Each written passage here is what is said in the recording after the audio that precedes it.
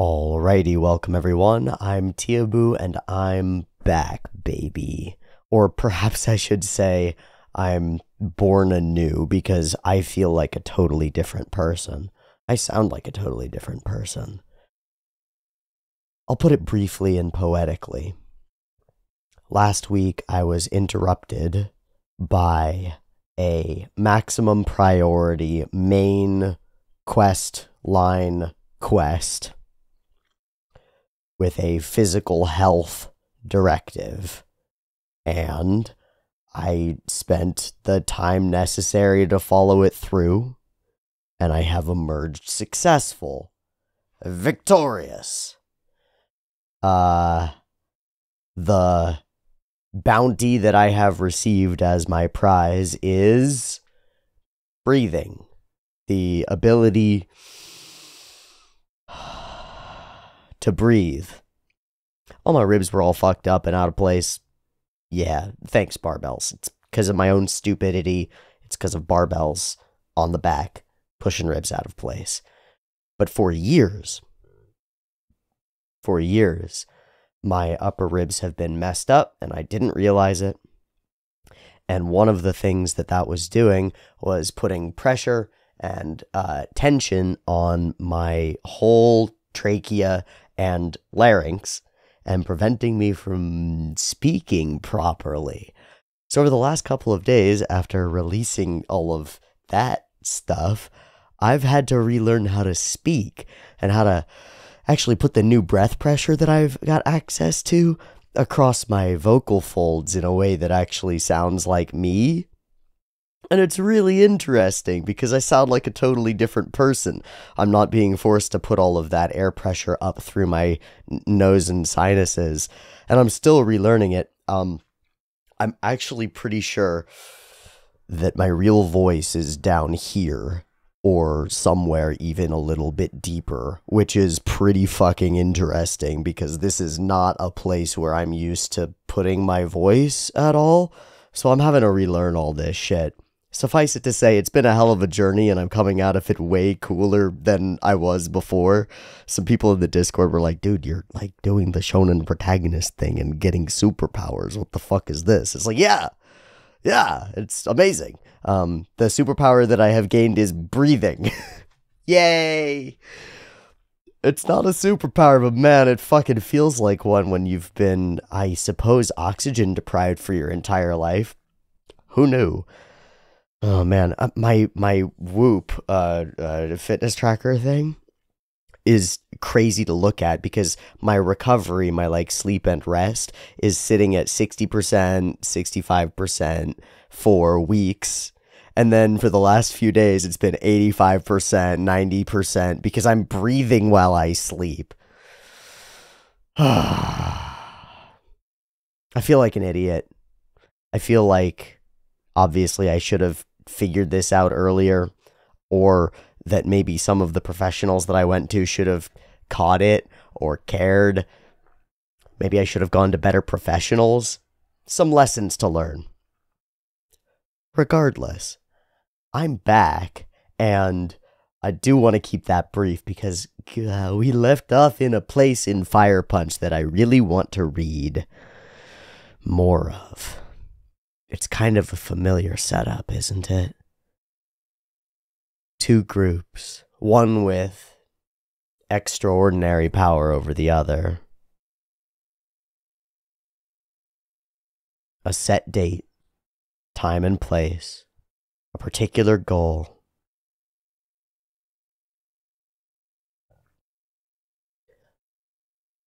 An attempt at communication from Nenato, walking into the enemy fortress and making contact. And a whole shitload of background for each and every player involved. But now, without that background in play, without Sun knowing, a group of bad motherfuckers with some crazy looking eyes are being sent out to retrieve Luna, Judah, crucify her, essentially, at the whims of fucking, they're all there. And he knows they're coming. But what can he do? So now our cycle repeats.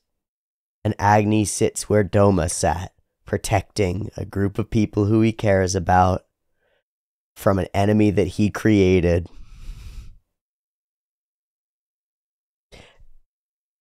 And I don't know if he's going to be able to fare any better.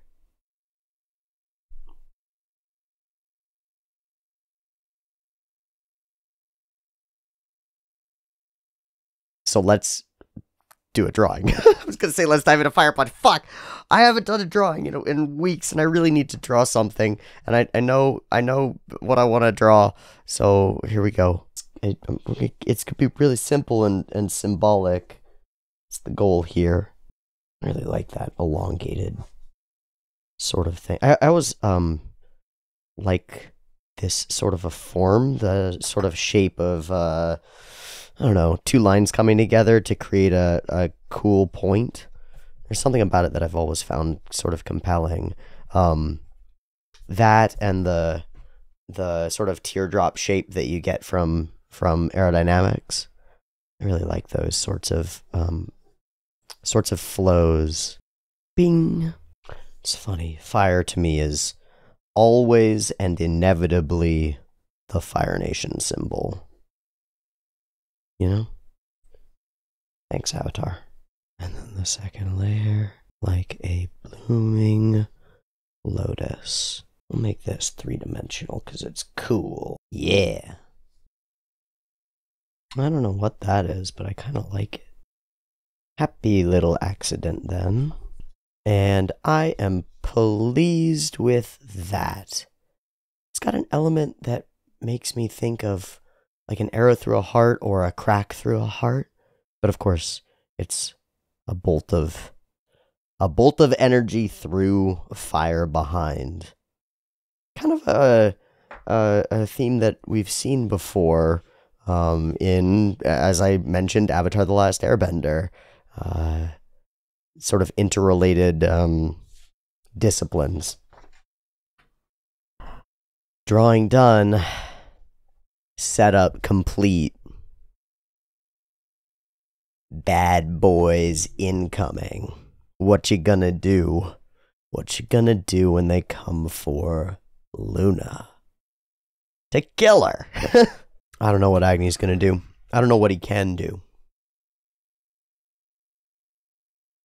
I know that he could become Fire Punch, and that would probably sway a lot of the people.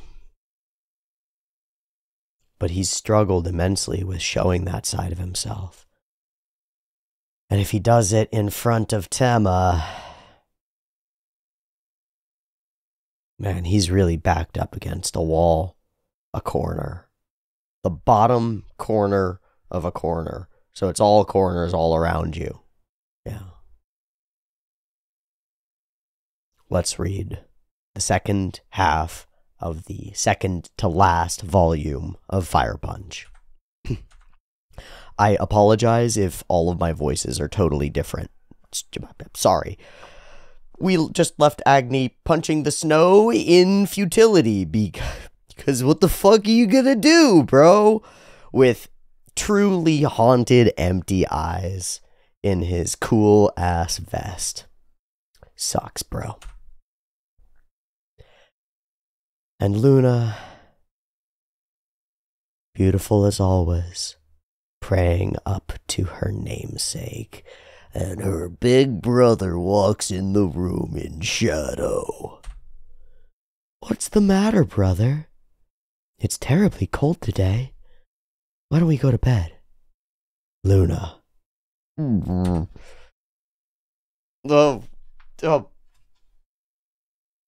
Oh no, I can already see where this is going. He's gonna like present the problem metaphorically in order to try to get her like tacit or implicit permission to do this. It's like, if there were a circumstance where you had to sacrifice yourself for the good of everybody else, would you do it? You know, like, just hypothetically, I'm not thinking about sacrificing you for the good of everybody else or anything. That'd be crazy.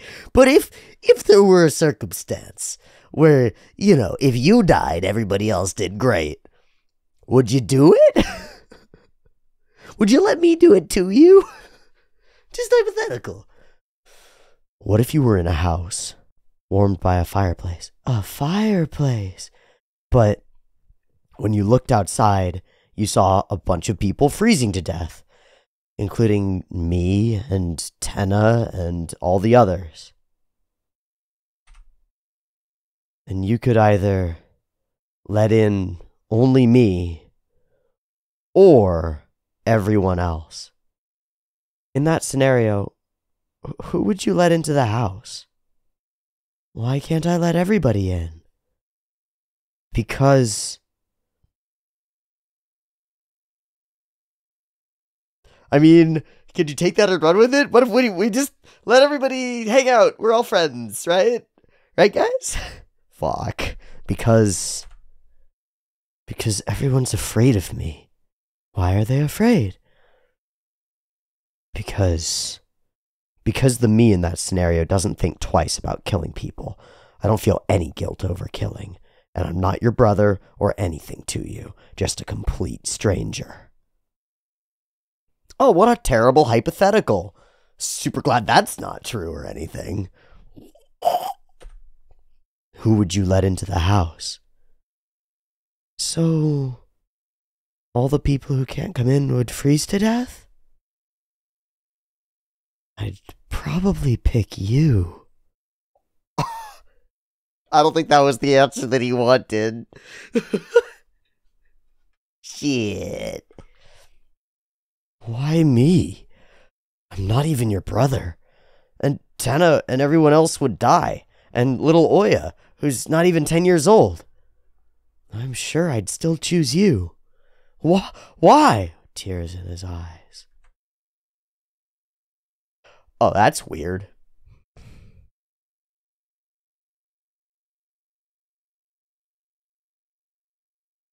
Oh, that's weird. I mean... Oh, that's weird.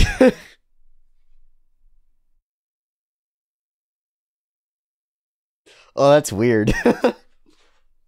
That's taken... I'm having brain wraparound problems. Like, here's the thing, and here's my brain, and I'm trying to bend it to wrap it around the complicated circumstance that's expressed in this page.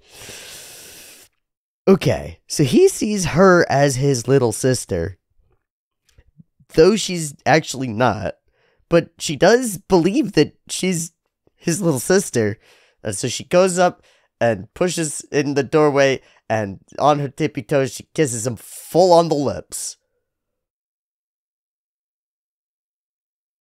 Brotherly style. And it's, pretty nice. And she gives a little cute smile. Because it's all just a hypothetical, bro. Stop getting all in your head about things that obviously aren't true. Like, come on.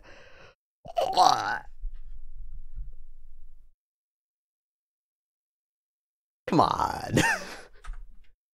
Because I'm in love with you. We're not really brother and sister, right? I more or less figured it out. Oh. Okay. Okay.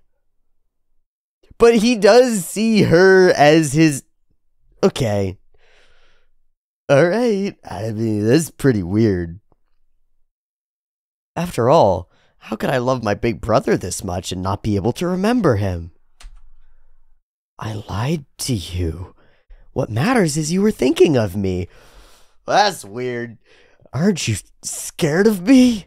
I'm scared, but I still love you. I'm torn. This is straight down the middle, 50% the cutest thing in the entire universe.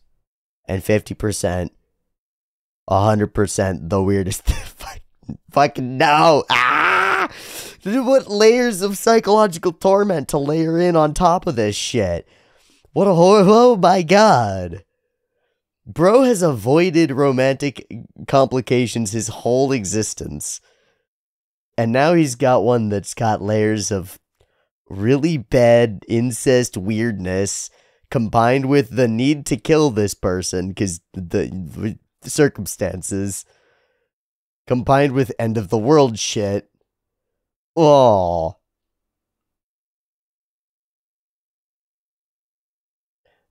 So I want to throw the most craziest theory, which I hate. This would be the bonkerest thing that Fujiboyo may have ever done if it's the case. And so I hope that I'm wrong. But also, I kind of hope that I'm right. I'm just going to throw a different hypothetical out at you. What if, just hypothetically, Judah didn't lose her memories? Because for a while there at the end, she was pretty insistent about playing the role, right? So that she could do this like escapist thing and be like, I guess I'm not Judah. Let me die and I'll just become Luna. It's crazy. This is crazy. But in a world where for the last 10 years, Judah has been playing Luna having lost her memories, right? Which gives her a totally blank, clean slate. She doesn't have to know anything about the past. She doesn't have to like make anything up. Just has to act like a child and slowly learn the world, right? And survive. And play the role and play the part. And then when she figures out that finally it's all coming to an end, this is the gambit that she plays in order to hopefully choose a weird fuckery. See, I don't like this hypothetical. I'm just gonna stick on the side of this is 50% cute as hell and 50% totally fucked. Oh, but we're not related. Then why don't we become a family? We could make a baby, you and me. This is not how you... Honey, I think we should get divorced. Yeah, but we could make a baby, is the vibe that I get here. It's like the last thing that we could tie ourselves together forever and breed a new life. Okay, there is a compelling hope springs eternal sort of like endeavor to produce new life even in this dying world sort of thing. But man, it's fucked. But Luna, you and I are... She kisses him. And they do it. Holy shit.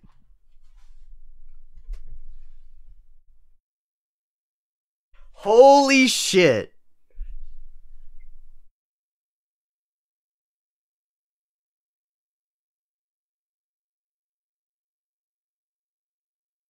I got this list of bad ideas, and I need to rewrite the whole list because I didn't leave room at the top of it for another edition.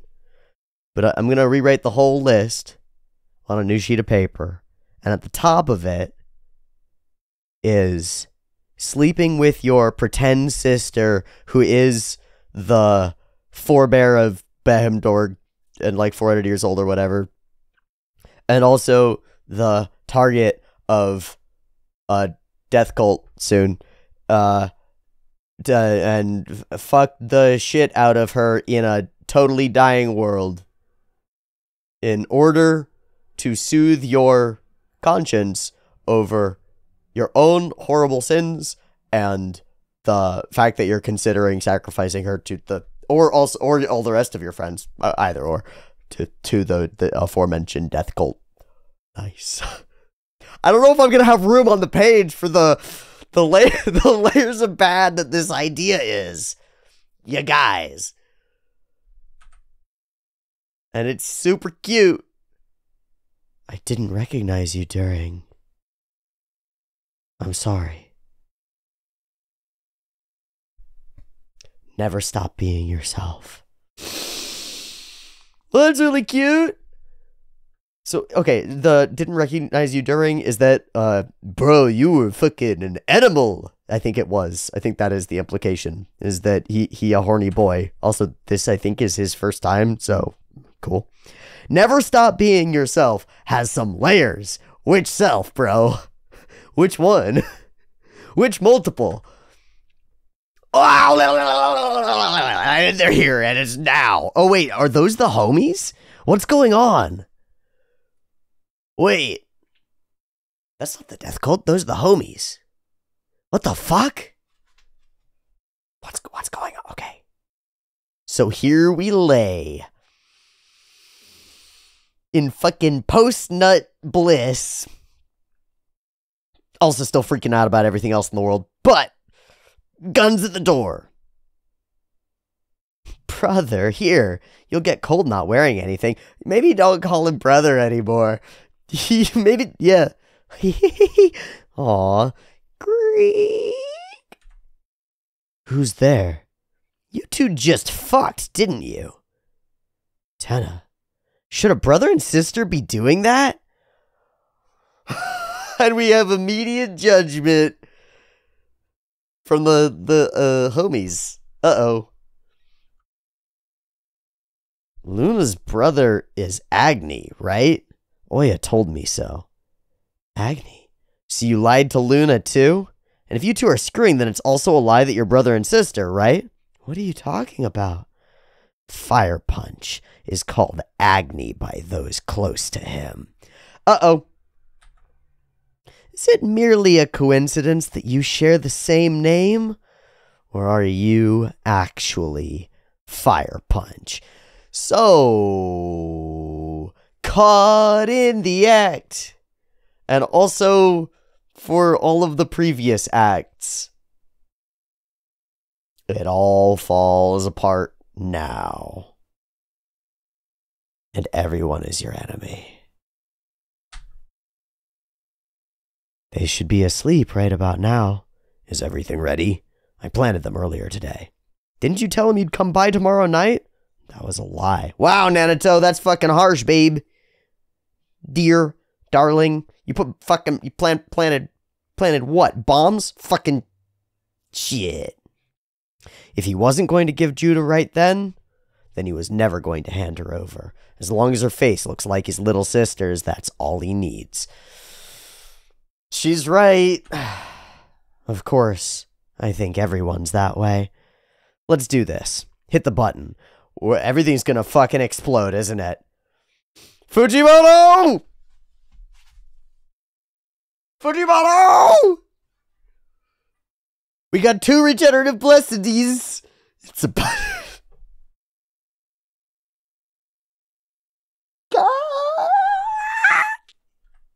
Fuck!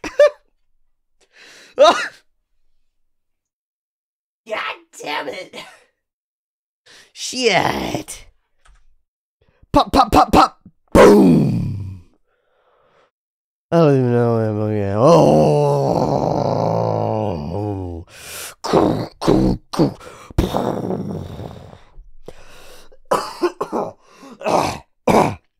Real cough. Oh yeah! Oh yeah! Luna! Luna! Oh shit.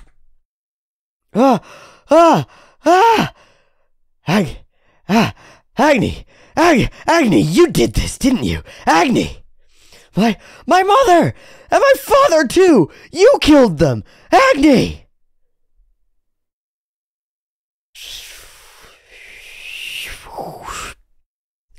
He puts the pieces back onto her, and they regrow. Ah, thank God. As long as her face looks like his little sister, that's all he needs, right? Bam, bam, bam, bam, bam, bam, bam, bam, bam. Well. Bam, bam, bam, bam, bam, bam. Ugh. And they're here. Yo, scary eyes out of balaclavas, man. Harsh features. That's cool. Here he comes! Everyone, back down! Follow the plan and leave this to him. Is he here? Is here? Huh? Oh. Nah, it's metal, bro, right? Slice, slice, slice, motherfucker. Shit. Shink! Yup, and he's fast as ever. Who's that guy? His face and family were burned by Judah's lackeys. He's a crazed avenger. Oh, well, I didn't know that. But good time to find out, I guess. Stop. Kink. And left him with the sword in his head so he won't regenerate.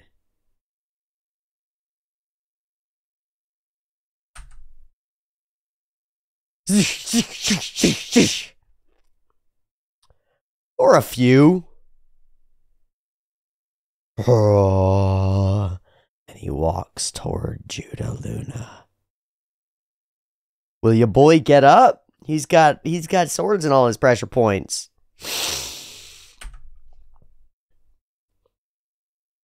Slash! And he takes her head.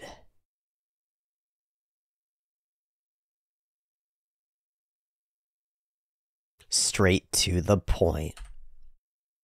Don't look! Hey, he's still moving!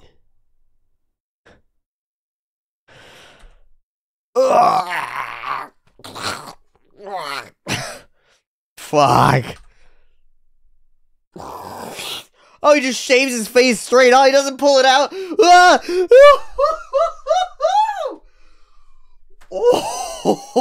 Oh my god. Oh, that's so sick. That's so fucking sick.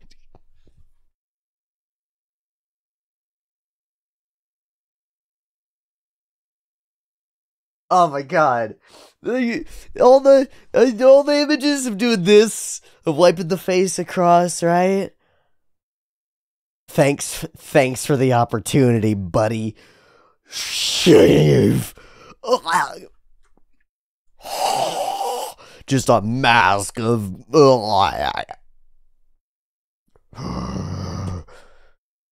full steel. Oh my god, I didn't know that he could do that. That's so fucking cool, Fujimoto. And the choice to go full white background, darkness and hell, removing parts of himself, full black background, adding things in, shiny on the inside. We gotta skip it? Are we gonna skip it? You fucking asshole. God damn it. Severed body parts everywhere. Parts of Agni, I assume, right? Because he's just been chopping him up to pieces and...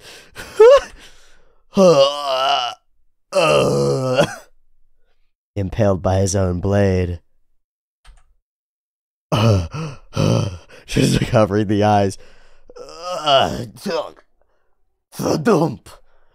Live.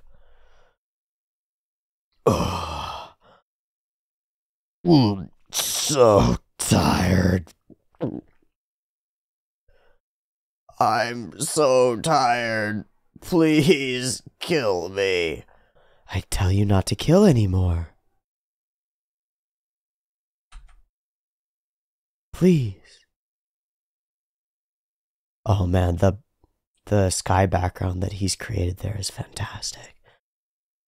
All this darkness looming up above Agni. Fist to the sky. Move.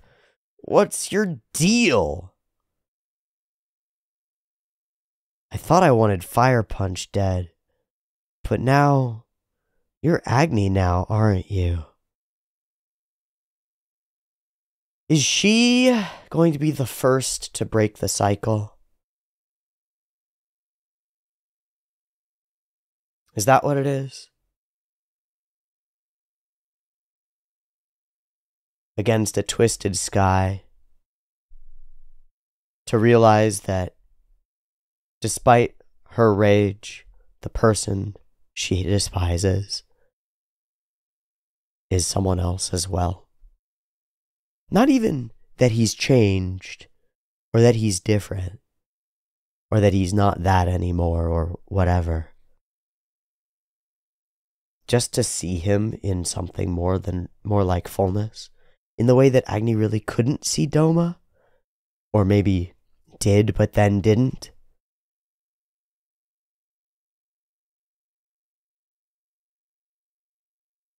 You're Agni now, aren't you?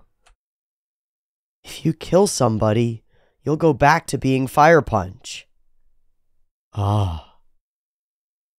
You don't know anything about me, Tenna. You don't even get cold, yet you still wear clothes. You no longer have a sense of taste, but you eat food and say it's delicious. You can't sleep, but you keep your eyes closed all night. How do you know? Because we've been living together for 10 years. Even though it's hard, please stay as Agni for Oya, for us. I have to go save Luna.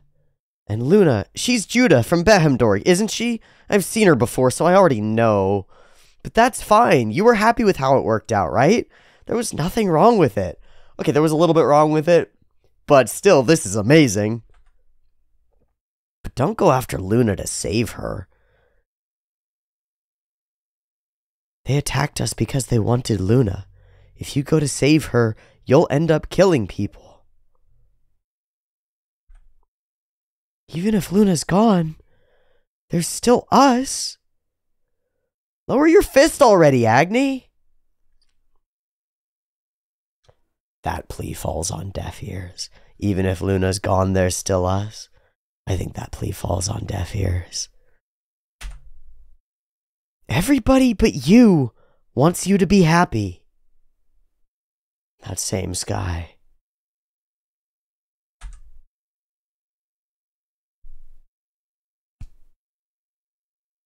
This means you won't forget a promise. It hurts when our two hands bump, right? You can't forget painful memories, so always remember doing this. Brother, you fell asleep alone again. You can't be alone. If you sleep alone, you'll be cold. You hang the laundry up to dry after you give it a good snap. That way there won't be any wrinkles. Got it?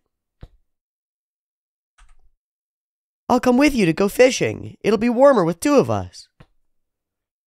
You have to eat too, brother. It said in a book that eating gets rid of stress. All of these childhood memories that we haven't seen.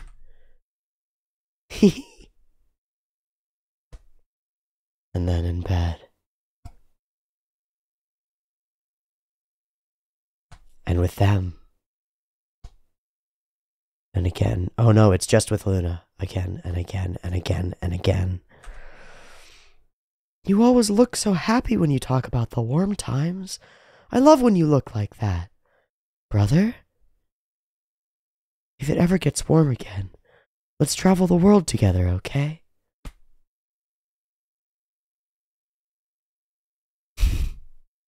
Tenna.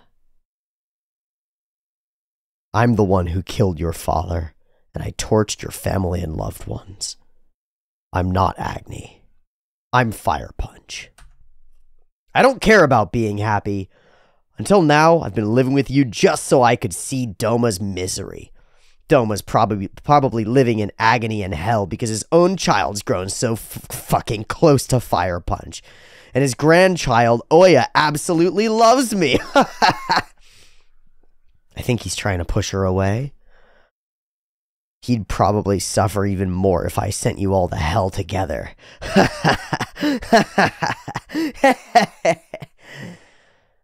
Acting, finally, huh? He thinks he's been acting this whole time, But it's now that he's putting on the mask, isn't it? Taking off his face. Agni, don't touch me! If you don't get out of my way, I'll kill you where you stand. Don't bully my mommy! She puts her hand out.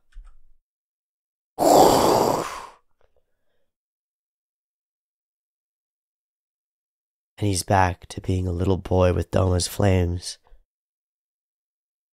And then a man with those flames. Are they the ever-burning flames? Does Oya have it?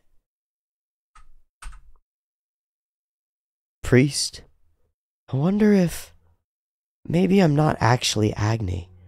Where I used to be, I was called firewood. My limbs were burned in the fireplace and made into flames. When I look at a fireplace now, I think sometimes maybe I really am just firewood. Now my limbs are food for the people. It's stupid, but maybe I'm no different from a chicken or a pig. Agni, you can never know who you are by yourself.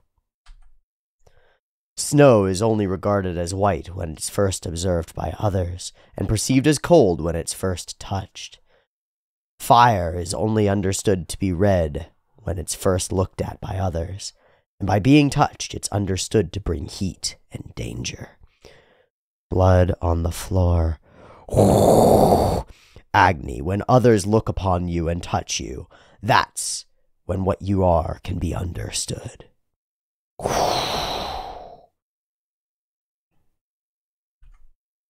No matter how much you may think yourself to be firewood or pork or poultry, in our eyes, you're none of these. When we look at you, we're filled with energy. When we touch you, we feel your kindness. You first know who you are when by others' assessments of you, and we see Togata. I really like this movie actor named Tom Cruise. He plays the hero in a lot of movies and looks awesome in all of them. No matter what movie he's in, he always looks the same. He's one handsome guy. I even think that when he's not acting, he's probably still just as awesome. So she's modeled herself after Ethan Hawke, basically. Yep. But the more you read about him, the weirder this Tom guy turns out to be. He makes passes at all the actresses who play the lead heroines in his movies and tries to get them to join this cult he's in. I mean, that doesn't bother me too much, but it got me thinking, maybe I should do that. I didn't want to believe it and thought that maybe he'd look different in his movies now that I know about him.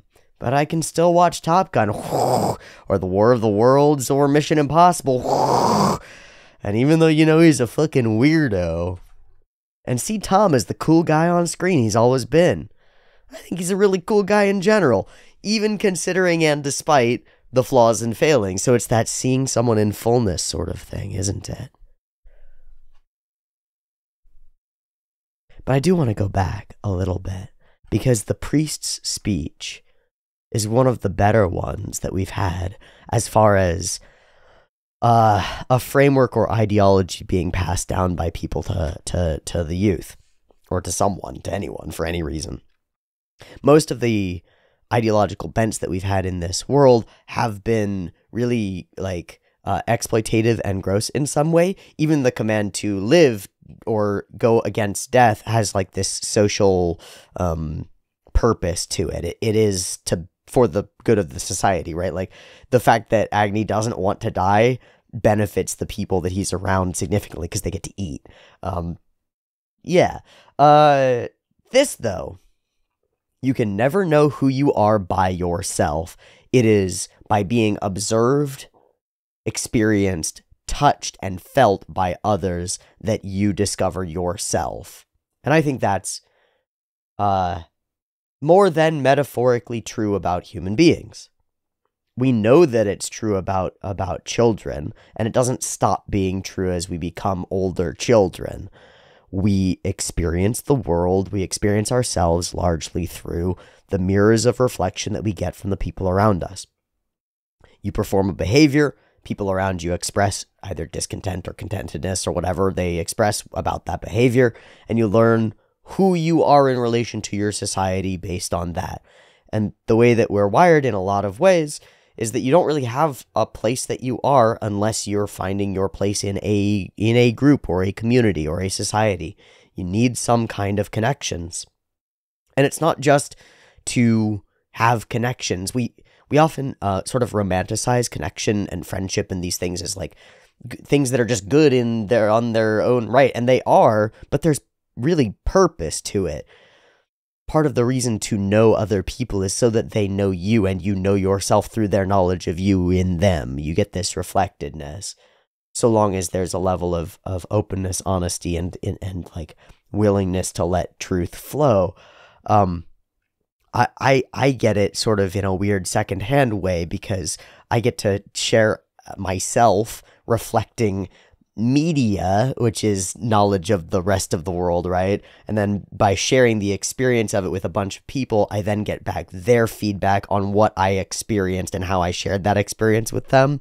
So I get this like radar dish effect where it's reflecting a whole bunch of different things, and in the process with a bunch of like triangulation and weird angles and reflections and prismatic scintillating oddness, can figure out bits and pieces in the reflections and in the sonar bouncing off of who I am on the inside, because that's like the journey that we're all on, right? I like this theme of reflectedness that he gets for understanding who you are based on the assessments of you by others. So Agni, in this framework, first understands himself as firewood because that's the place that he comes from, right? And so he's assessed as a tool, a product, something that is consumable and has utility, but only insofar as it can be used up for their purpose. And he's seen by his sister as a big brother, somebody to look up to protect you. And he totally internalizes both of those things and combines them into continuously sacrificing himself for the good of others in order to protect them and be the person who stands up for them, right? And that is the cornerstone of his being for forever. Togata sees and finds him and molds him in this image of an actor, of a hero even. And he acts that role too and tries on these different roles as he is forced to, as he becomes Fire Punch, as he becomes Firewood, as he becomes God, as he becomes Savior, as he becomes Big Brother and Big Brother again, and now into Lover, and now into Mentor, creator of a past, and despised betrayer.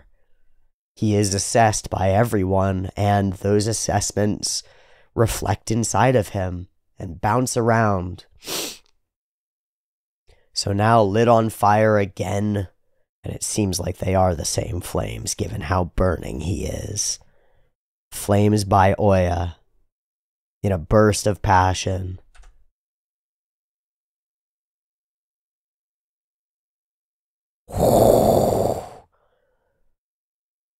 And a sleeping child. Brother, brother! A kiss. Die, live! Brother, brother, brother, brother, Luna. That night in the ocean, when you held me while I was naked, I forgot to tell you thank you. You felt really warm.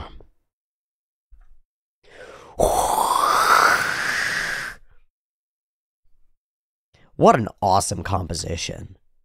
That's spectacular. I mean, the way that we've got like layers of light and shadow that each spiral in. You get the clouds in the background, the snow up above, the characters, and then Agni's fire, the burst of light that's overwhelming him, and then the burst of like momentum that's in his contortion. That's fucking awesome. Born anew. I vibe, man. I vibe. I'm into it. It's a different kind of flame, though. And in all his glory, Fire Punch stands again. Oya runs forward. If you come near me, I'll kill you. Never use those flames again. They don't go out. Big Bro! So he leaves with a message to never use that power of endless torment because it's representative. It's like a big metaphor symbol thing that's like, this is all of the pain forever. Never use it again. But at the same time, he takes that pain upon himself and embraces it after the long season of being without it. Okay. Psychology. The psychology of it. That's awesome. It's awesome. In the wake of the great tree circumstance, Agni was able to put away his demons temporarily, partly, right? But it was a stowing them away. It was a brushing them under the rug. There was all of this tension around it from Tenna wanting him to kill Fire Punch, right? And himself wanting him to kill Fire Punch and his total suicidal tendencies and all this stuff. It's like, it's not gone and it's not embraced. It's the shadow that's been pushed under the rug. It's the side of you that you've released and you've seen all the torment that it can cause and you want it to very much go away forever so that you never have to reconcile with it again, right? It's like gone. Bye-bye. You die to kill it.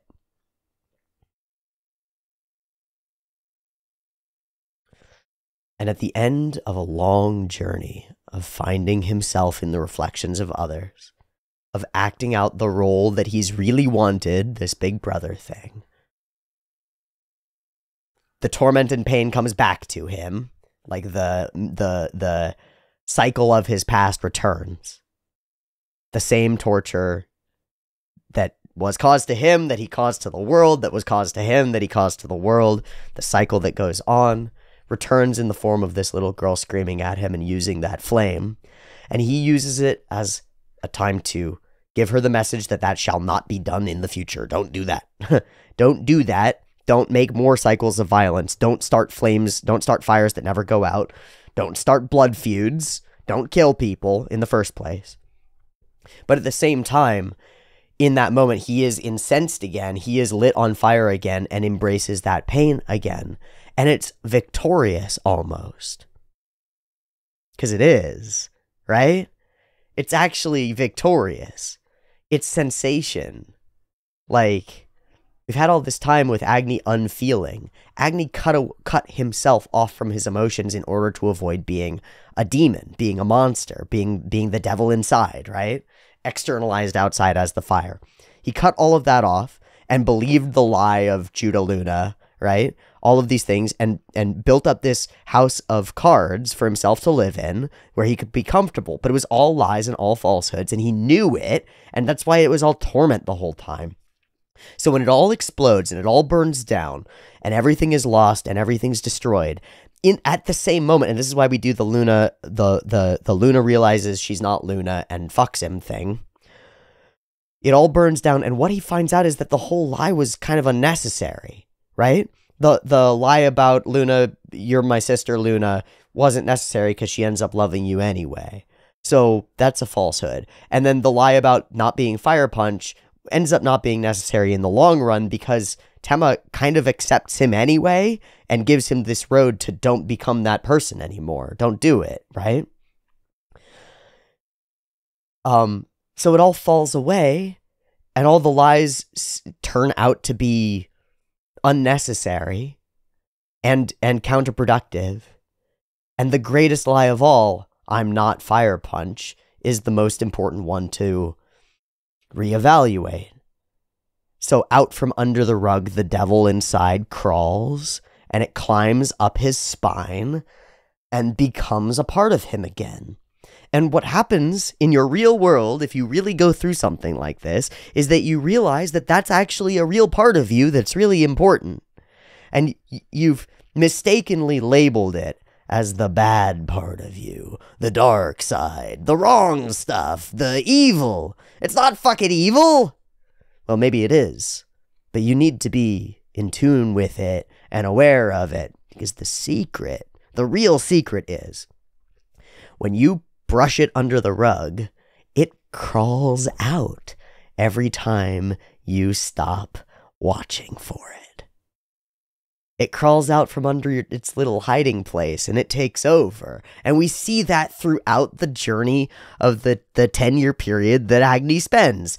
Many times, basically every day, like all day, Agni is consciously living this one way and then unconsciously doing all this other weird shit. Right? He's like, everything's going fine, I'm just gonna murder this whole squad of people and then casually chop my arm off so nobody notices and continue living my totally double life lie. Hi friends, I'm gonna go out to the forest and murder myself over and over again. Like, things are not going well here. This is like a character who has a subconscious life that is very much in control of him, that he is like just sort of zombie drifting through. And that's what happens to you. That is exactly what happens to you. If you take a chunk of yourself and put it away in a box, it doesn't stay in the box, bud. That's not how this works. That's not how you incorporate and overcome trauma, pain, aggression, rage, hatred, sexual frustration, lust, all the awful, icky things that make you feel all gross and like, oh shit, I regret these things and I wish that they weren't a part of me. Too bad. Too bad. They're a part of you. They're a part of you. You gotta face them. You gotta embrace them. You gotta find out how you can wield them, because the torture and the rage and the lust and the envy and the hatred and the whatever, arrogance, pride, whatever you got them all, because we all got them all. That's why they're important. That's why they're so mythologized in such powerful ways. They're useful. They're actually they're the things that spice your life. Greed is good. Not really. We use greed to refer to like an absurd overindulgence in things. But you need stuff. You actually do. And it's good to have the motivation to go and get it. Lust is good. You can give into it and it can overwhelm you, but your drive to interact with people and be attracted to them and have sex and reproduce and stuff, it's good. It's like a good thing in life all over. Envy, even as green and gross as jealousy and envy are, they're a really powerful tool. They're that tool that tells you that you're not there yet, that there's something around you that isn't working quite right. Hatred and rage are one that's not, how do I put it? It's mostly on that dark side. There's not much redeeming about it. But aggression and fervor, being impassioned by something, that's potent. Being able to stand up and defend yourself or defend those you care about, defend the things that you care about, and even aggress for the things that you care about. Go out there and pursue them, make them occur. That shit good. That shit good. You know, if you want to see real change in our society or in your basic life, you got to be a little bit hard-edged. You got to be willing to go to the negotiation table and demand what you deserve. You got to be willing to go out on the streets and demand changes the way that you see them, that they need to be fit. And that requires some aggression. It also requires control over that aggression, you know? Because if you'd like to be taken seriously, being wild and out of control isn't going to get you there. All of those dark tools that all of us have inside us and all of us tend to despise in ourselves and throw away are us. That's actually you. You're not two sides of a coin, right? You're not two people, this higher enlightened consciousness and this sort of dark animalistic tendency. We always like to think of ourselves as such, like, I'm an enlightened being, and, you know, just ignore the fucking horrible things that I do at night, right? When I'm you know, I go to the fridge and pig out at 2 a.m. on ice cream and shit and just feel terrible, or whatever it is for you, right? Whatever horrible travesties you get into. That's not some other separate you. That's not your alter ego, fire punch, evil spirit that you can put on and take off. That's actually who you are. Okay? And as hard as that is to deal with, and that's why we externalize, we like separate it from ourselves and dissociate from it, or disassociate from it, take that part of us and be like, that isn't really me. That's other me. That's other me, right? It's like, well, there's normal T, and then there's kind of fucked up T. And the stuff that kind of fucked up T gets up to, normal T isn't really responsible for that. You'll hear this with people, they'll be like, yeah, but that was drunk me. That was drunk me. It's different, right? It's like, okay, but that's you. That's like the real you. And the more that you put it away from you and compartmentalize it as a separate character, the more real and the more you it really is. I think that's an amazing way to express it. Okay. Big Bro! She's left in a familiar frame, alone looking at the snow as he walks away. Aflame.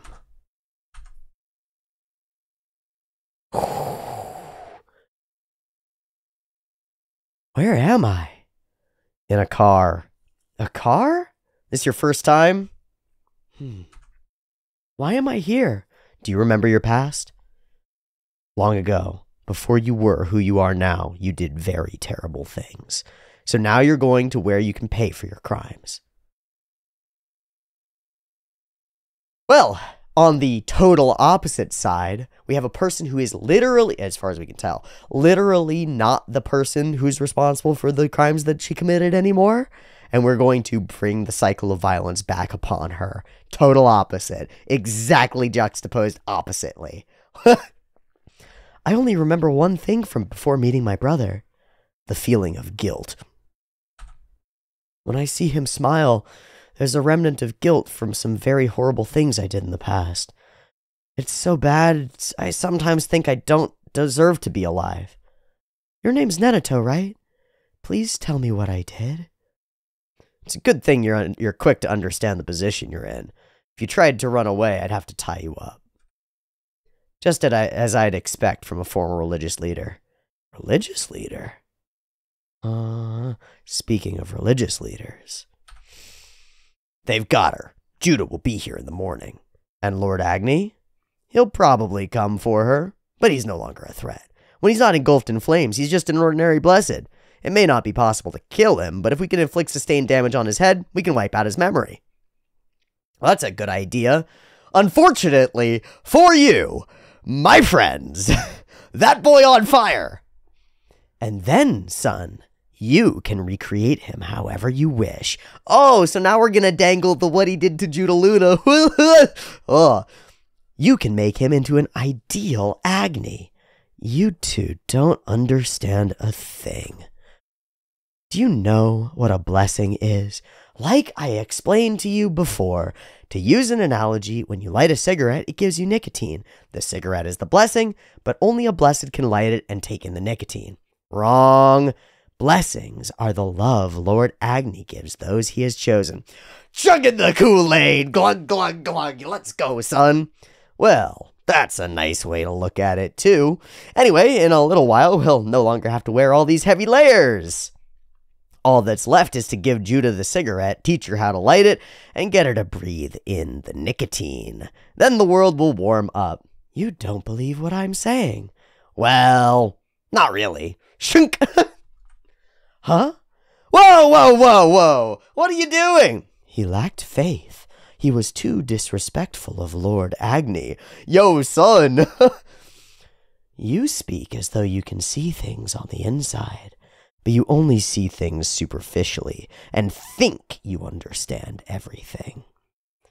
What can you see then? His eyes are all fucking blacked out. What the fuck? Everything. I know you're losing your ability to use your blessing. That's why you can't kill Judah and have had to watch from the sidelines all this time. I know it. Because I have Lord Agni's protection. Lord Agni has always thought about me and performed miracles for my sake. Oh, son, these past 10 years, he's only been testing me. Lord Agni loves me best of all. I know this because I believe in Lord Agni more than anyone and understand him better than anyone too. It's so perfectly logical from a fucking dumb perspective. From all the salvation that Agni brought upon Sun, it makes sense, man. Lord Agni is telling me to kill you. I can hear him too, and he's not saying that. I hate liars. Oh, and we have done it! These two were heretics, but Lord Agni shined his light on me to see through their lies. Now they have gone to hell. Fire punch! Fire punch! Fire punch! The demon of ice is coming. The traitor Judah will be here. Judah lied and robbed this world and Lord Agni of fire. Now is the time for revenge. So he literally can fly, huh? Okay.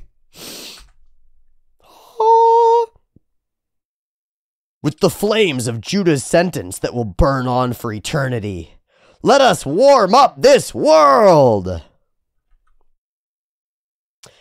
In killing her, did he prevent the tree from actually happening? Or is that still possible? Either way. Yo. How many crazy things happen in this chunk?